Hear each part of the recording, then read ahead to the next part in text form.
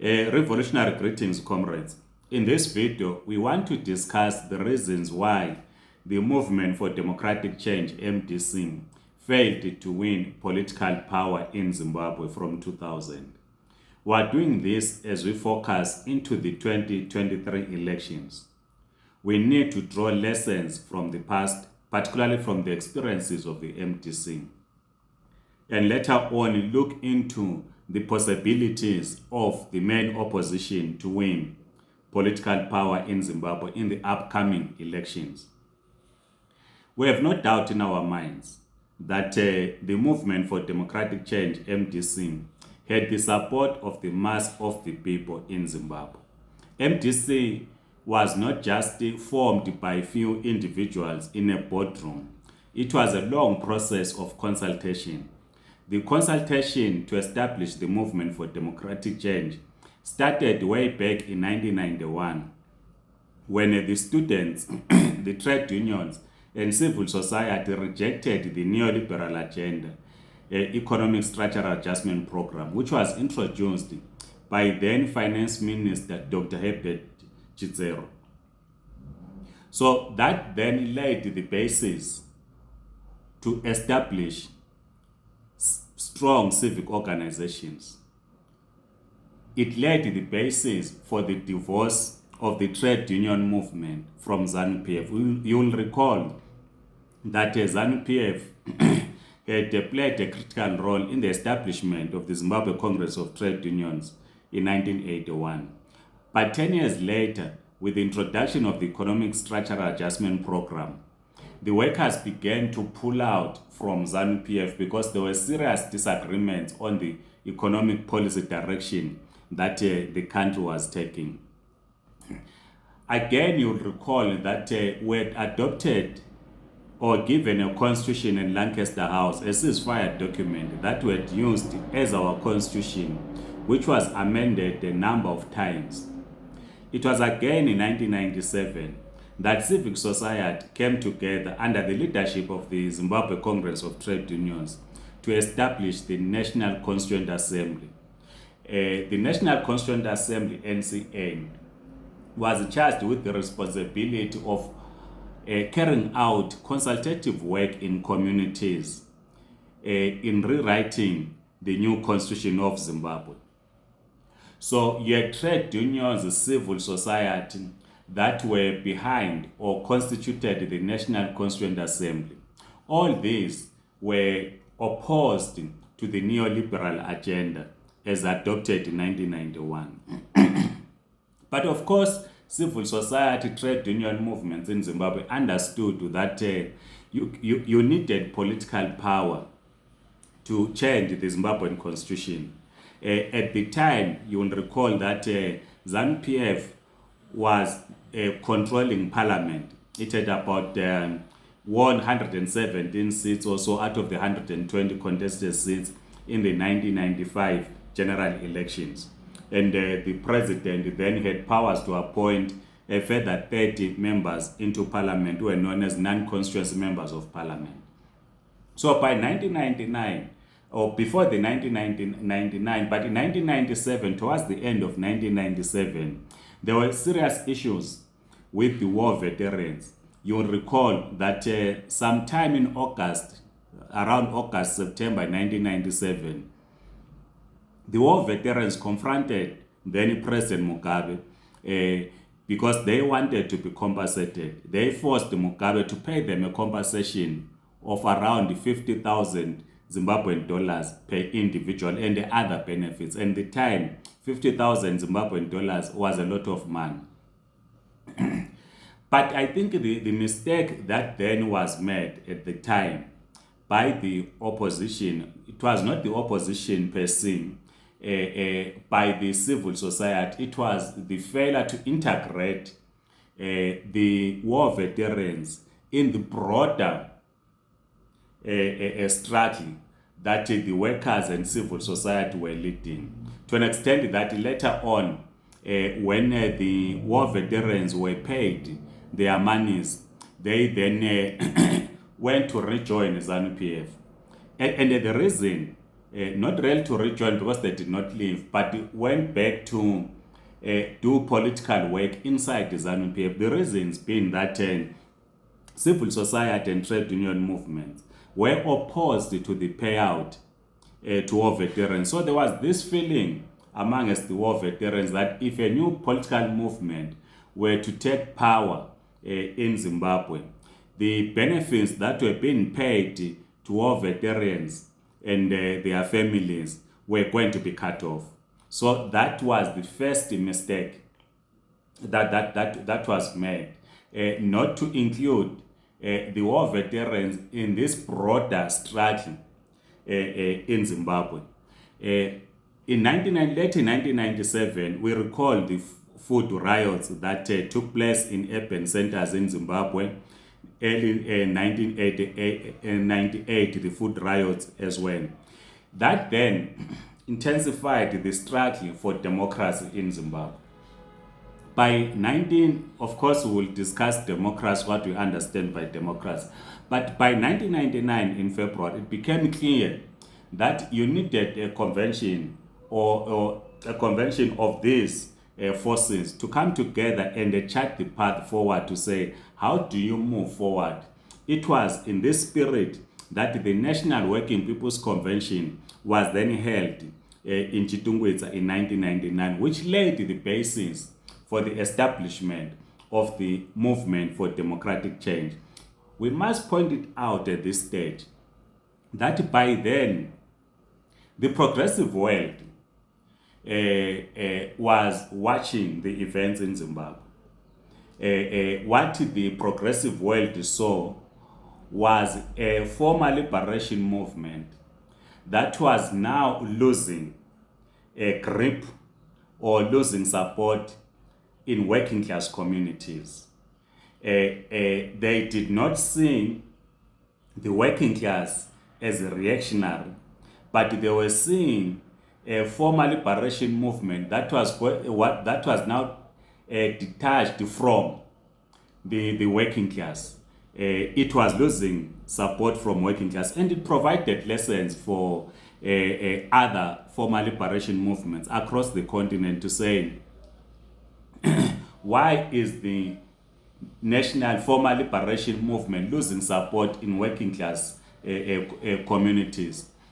But at that time, there was no attempt to give solidarity to ZANU-PF by the progressive world, because to them, it was a former liberation movement in Zimbabwe that had lost popularity amongst the working class communities, and the rest of the progressive world wouldn't have anything to do about that, because what then was needed was for the former liberation movement, in the eyes of the broader progressive world, to re-establish itself or to rebuild its relationship with the working class in Zimbabwe. So there was no interference at that time. But of course, the National Working People's Convention happened at a time when the Lancaster House agreement expired on the land. Remember, in 1979, the Lancaster House agreement had said that we adopted a clause, willing buyer, willing seller, which expired 10 years after our independence. So the National Working People's Convention was happening at a time when there was consultation on the rewriting of the Constitution of Zimbabwe. We have discussed in the previous video the parallel process by the Parliamentary Commission, which was headed by the late Dr. Edson Zopo. And of course, we had the National Constituent Assembly. So at the heart of the constitutional making process, it was the whole question of the land, on how to deal with the question of land. And both the NCA and the government commission were kind of clear on how to deal with the land, because everyone wanted the issue of land to be dealt within the confines of the Zimbabwean law. So it had to be a constitutional matter. On the side of the Parliamentary Commission, though, the view which was held at the time was that you needed to insert a clause that would call for the nationalization of land in Zimbabwe, so that you allow the government of Zimbabwe to distribute land. And of course, from the eyes of the NCA, was that you needed to follow the Constitution of Zimbabwe. You needed to have that in the Constitution of Zimbabwe, the redistribution of land, which will not interrupt production, which will protect workers, which will ensure that when you distribute land, you distribute to deserving individuals, not to distribute to people that will not utilize the land for productive purposes. So this is how, so the National Working People's Convention was held under that climate. And of course, later on in 1999, the MDC was established. When the MDC was established, again, in 1999, in September, when it was launched in Harare at Rufaro Stadium, which of course I did attend, there was no interference from the progressive world again, because the agenda of the MDC as it was established, it was understood to be the agenda of the working class as adopted at the National Working People's Convention. So the progressive world was watching the events in Zimbabwe, and they were drawing lessons from what was happening in Zimbabwe. There was no appetite, so to speak, from the progressive forces. You might say the African National Congress, plus SWAPO, Frelimo, and others. They were not really interfering with the internal processes that were happening in Zimbabwe, because they understood that the MDC, as it was launched, it was a homegrown political formation. But of course, we are now getting to the reasons why. But because at the center of the issue was the question of land. And at the time, the white compatriots, our white compatriots, who most of them owned the land, were kind of aloof when it came to the politics of Zimbabwe. You will not see them in public meetings and rallies and so forth. You will only saw them in hockey matches, cricket matches. You will not see them in any other gatherings other than those. So there was no connection between the majority of the white community in Zimbabwe and the black community around the political question or around the future of Zimbabwe. For them, as long as their businesses were protected, the right to their land, the rest they were not worried about. But the constitutional reform program, or the government constitutional process, was then proposing the nationalization of land. It then meant that the white commercial farmers had to come out and defend the clause, to stand against the clause on nationalization of land. Just like today in South Africa, if the Parliament of South Africa, as it has always been spoken, that you need to amend the constitution and nationalize the land. Every landowner in South Africa will come out opposed to that. So the MDC, as it was established as a mass movement. And it was clear that it was going to win the majority of the seats in the 2000 elections. A referendum then happened in February. A referendum happened where government lost. But in the build-up to the constitutional referendum in 2000, The white commercial farmers came out in support of the MDC, NCA, and everyone who was opposed to the government constitution. We have dealt with in the other videos on why the MDC was opposed to the clause on nationalization. It was not really opposed to that, but it was opposed in the manner in which the constitution was adopted, or the process of writing the constitution. It was using that to test the waters whether you can defeat ZANU-PF, which was proven in the February constitutional referendum. It was not about rejecting the land clause. But the MDC, as it was being founded, it was broke. An election needs massive resources to campaign.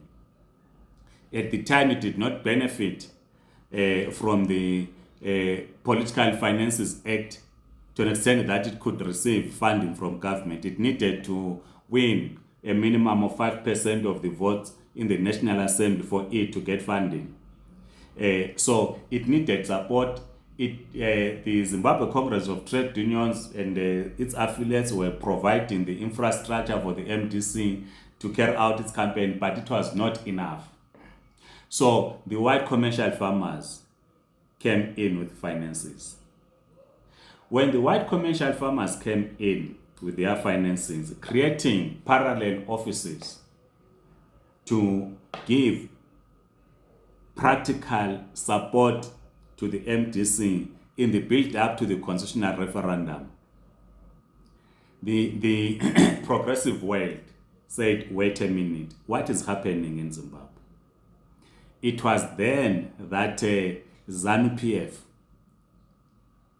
developed this theory that the MDC was a project of imperialist forces, and that every progressive world must stand in solidarity with the ZANU-PF as it was a victim of the imperialist forces, and that everything had to be done to prevent MDC from winning political power in Zimbabwe, notwithstanding its massive support from the people of Zimbabwe, but because it was then viewed as an imperialist project, it had to be defeated, or it had to be stopped from winning power in Zimbabwe. That is, it should have, the position was that it was to be stopped in forming the next government of Zimbabwe, because the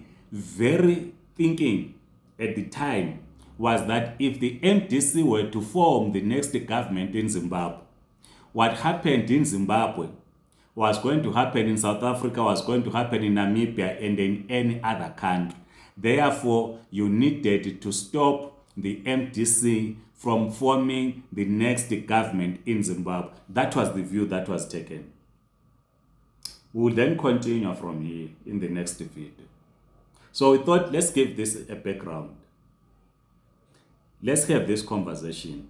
Please share your views on your own experiences on why the MDC never attained power or never formed the government when it had massive support from the people of Zimbabwe. We will continue in the second segment on the reasons why the African National Congress, SWAPO, Frelimo, Plain Angola, and everyone else supported ZANU-PF against the MDC to an extent that the election results, which were held under hostile conditions for the opposition, were declared free and fair. Please share your views, circulate this video to your contacts, kindly subscribe to this YouTube channel. Otherwise, Amandla Comrades.